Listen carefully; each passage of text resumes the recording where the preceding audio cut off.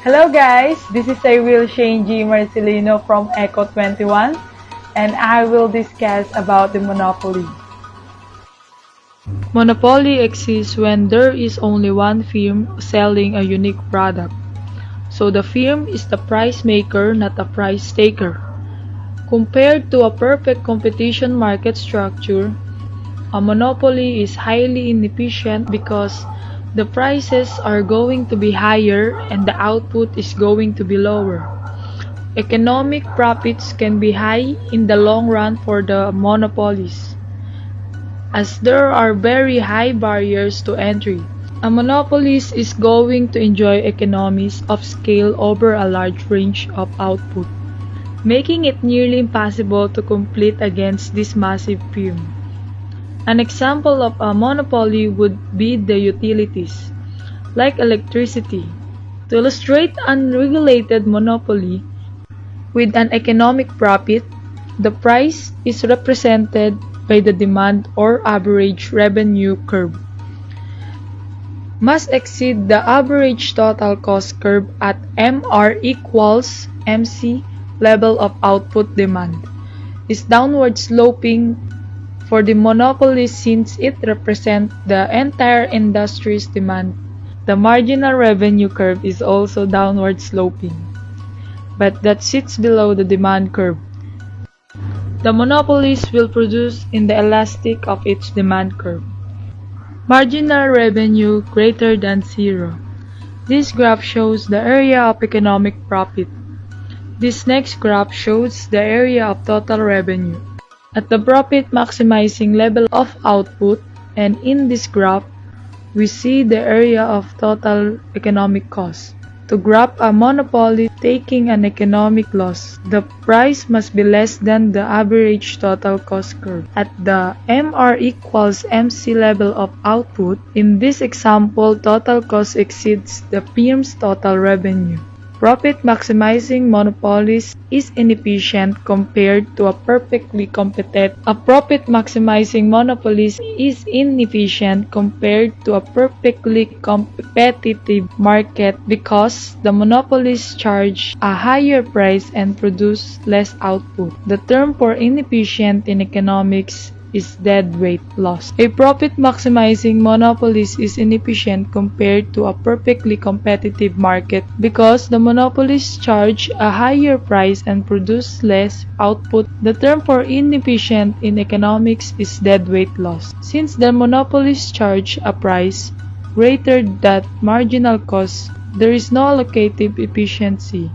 Society losses they are between the perfectly competitive output level D equals MC and the monopolist output. Also, the monopolist does not experience productive efficiency because the ATC curve is not 80, its minimum points 80, the profit maximizing level of output.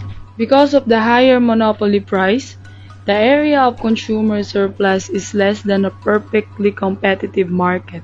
Consumer surplus part of the original consumer surplus under a perfectly competitive market will be transferred to the producer. The rest becomes part of the deadweight loss. In the next graph, you can compare the monopoly price and output to the perfectly competitive price and output. The perfectly competitive consumer surplus in the area under the demand curve and above the PPC, the consumer surplus under monopoly is the shaded triangle. Socially optimal regulation. If a monopolist were regulated to produce 80, the socially optimal level of output, it would produce where the price or demand intersects. The marginal cost curve P equals MC 80.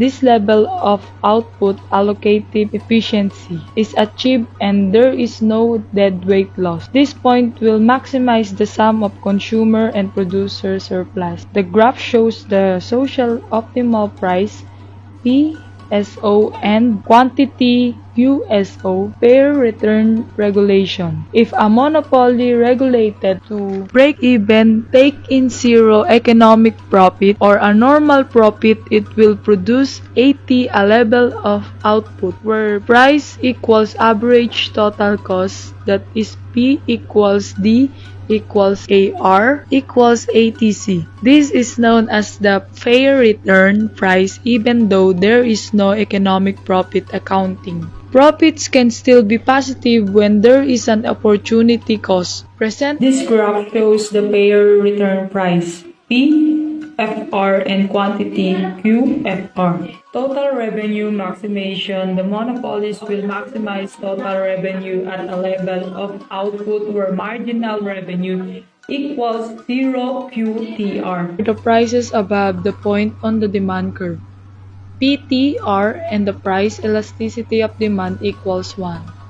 Its unit elastic price discrimination. If a monopolist practice perfect price discrimination, profits would increase drastically as the area of consumer. Surplus would be A. Each consumer would pay the highest price that he or she willing to pay. The former consumer's surplus becomes part of the economic profit, but society will get a more social level of output because MC would equal D. Well, because the wraps up this noble economic review less.